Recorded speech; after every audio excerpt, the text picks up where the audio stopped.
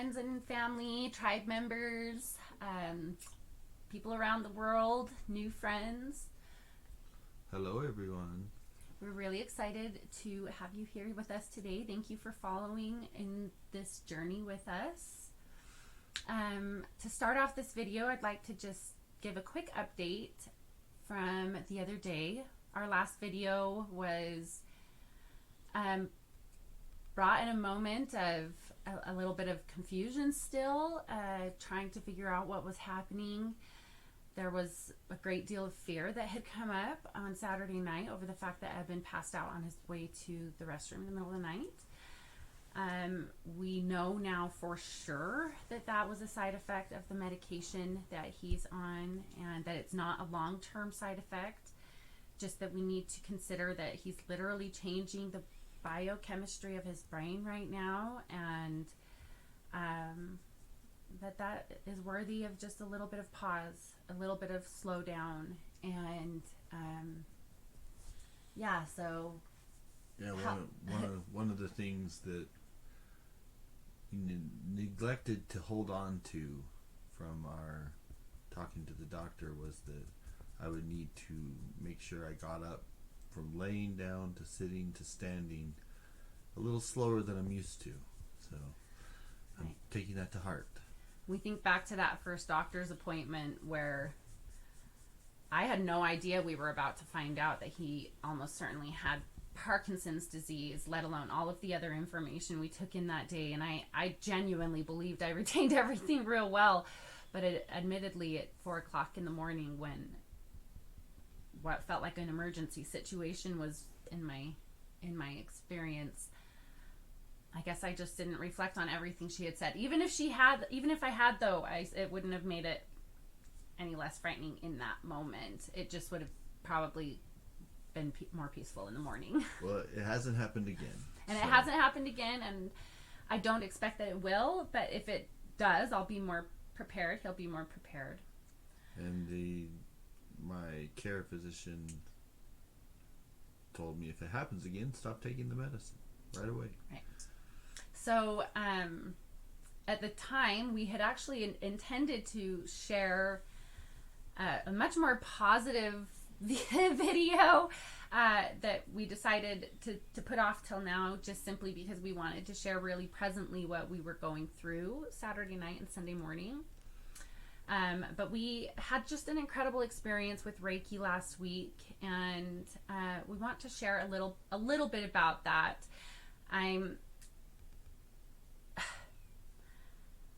So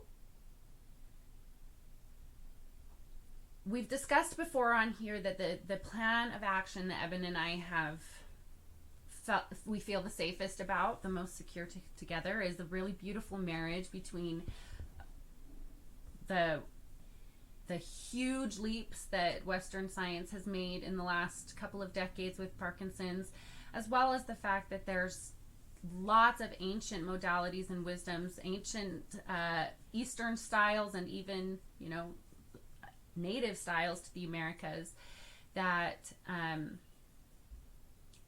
would not be contraindicated for the medication that he's on. So the path that we're going to take is going to complement the Western path. We wouldn't encourage him or even be willing to consider anything right now that would negatively impact his medications, but there's lots of things that we can work with that can help ease his path and his journey that are in no way contraindicated for his medications. And Reiki is one of those beautiful, beautiful, beautiful, incredible gifts. So that's the one we're going to talk about today, partly because it was offered to us so beautifully as a gift last week, and partly because it's already something that we have felt really strongly about previously. So to start off, I just want to ask, how would you define Eben's definition of Reiki? Reiki can be done with a practitioner or with yourself. It is basically opening up the healing channels of energy from all to allow yourself to heal from within. It it can be facilitated by wonderful Reiki masters. It can be combined with other modalities. It's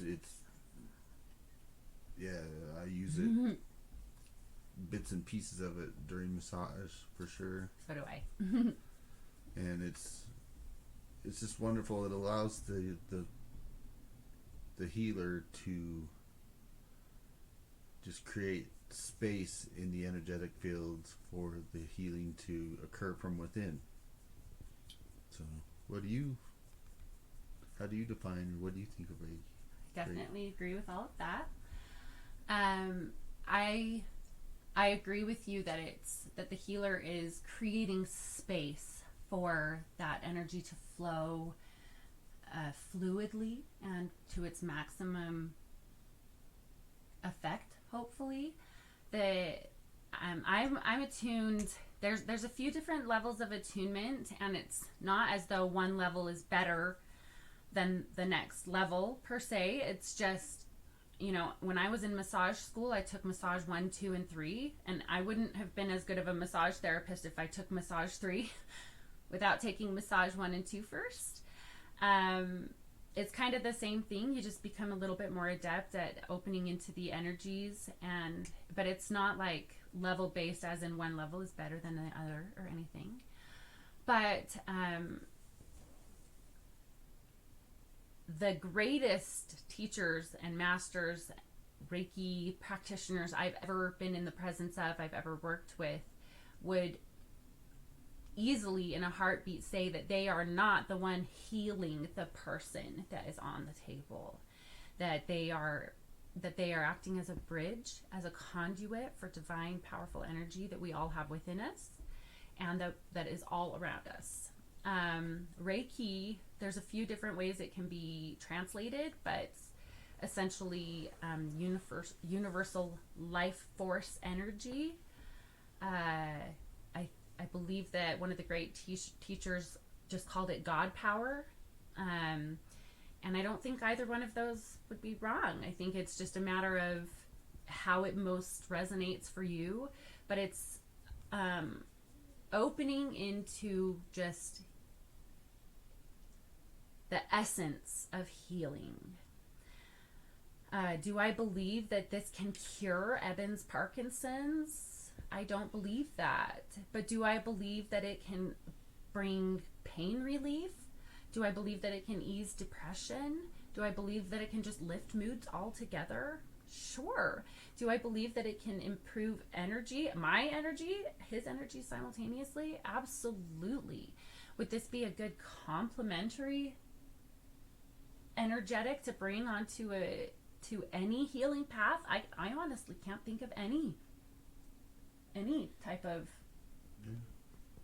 dis-ease that Reiki wouldn't complement beautifully in terms of bringing us back to a place of peace and calm and comfort, which is where we do our best healing. Yeah, you really have to, with Reiki, there has to be some level of wanting to heal, and knowing that you can, with the help of others, with the help of the energies. People that come into a Reiki session that, like, this could never work. It probably won't. True, but I will say that I would bet that almost any westernized medical surgeon or oncologist, cancer doctor, would tell you that if their patients come in not thinking something is going to work or not wanting it to work, they also don't have as good of results. There's a certain level, even in just the Western world, of knowing that if someone believes that something is going to work for them, their body responds differently to that. Proof of Reiki. That is Reiki. That's Reiki. Reiki. So if someone comes in and they genuinely believe that it's going to help them and it's going to ease them, then they're allowing themselves into that healing vibration. It will be easier, basically. Mm-hmm. So why this week? Why are we talking about this week? Well, last week when we were initially diagnosed, we were offered a session with a group of Reiki attuned practitioners. Our dear friend Renee Sarasvati reached out and offered to arrange for herself and a couple of her friends who are practitioners too. Mm-hmm. And they did something even more beautiful. The space was set up beautifully. When we first came to look at the space, what happened, honey? Well, I got really surprised because I went there expecting to watch this incredibly beautiful healing for Eben and to just hold space and energy while this was happening for him. Before we even got into the space, we were so welcomed by the owners of the home. I don't know if I've ever felt more warmly welcomed by people. Julie and Blaine, thank you so much for your warmth and your kindness. And then we went into, is it greenhouse? It was a geodesic greenhouse that they had set up as the healing space. It was so beautiful, and there were 2 tables inside. They had set up, they were giving the blessings to me too. I wasn't expecting that. And it was beautiful. They used a marriage of modalities, Reiki, reflexology, sound healing. I mean, it was just essences, there were incense. 3. There was 3 practitioners, and they just all brought magic, just sheer magic. So all 3 of them did Reiki, but then they each brought other kind of hybrid things, elements that they brought in. Like you said, sound healing. There were rattles. There was a gong, a big, beautiful, awesome gong. Sound healing bowls, Tibetan bowls. And just the amount of, I mean, it certainly felt healing in the vibration, but the outpouring of love that I think we both felt, I would beg you to find anyone on planet Earth that could feel that much love and not be feeling their body respond positively to it. Mm-hmm.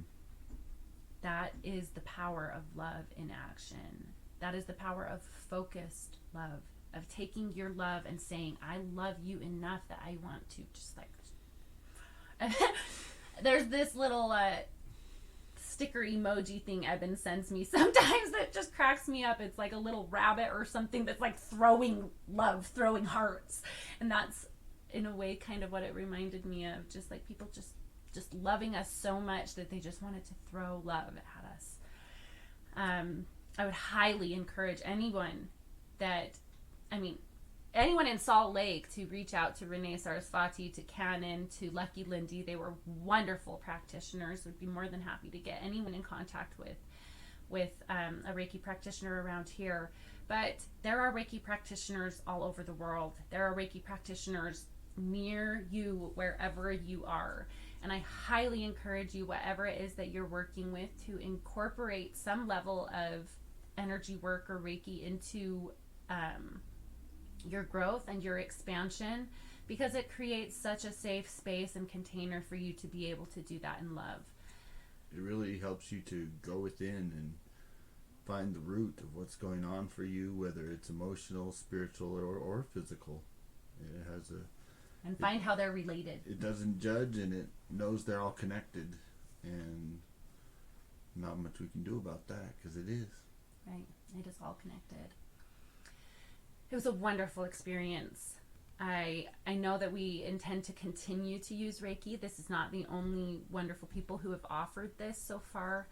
I really intend to continue to use Reiki and talk about our experiences with Reiki and other things as we are on this path.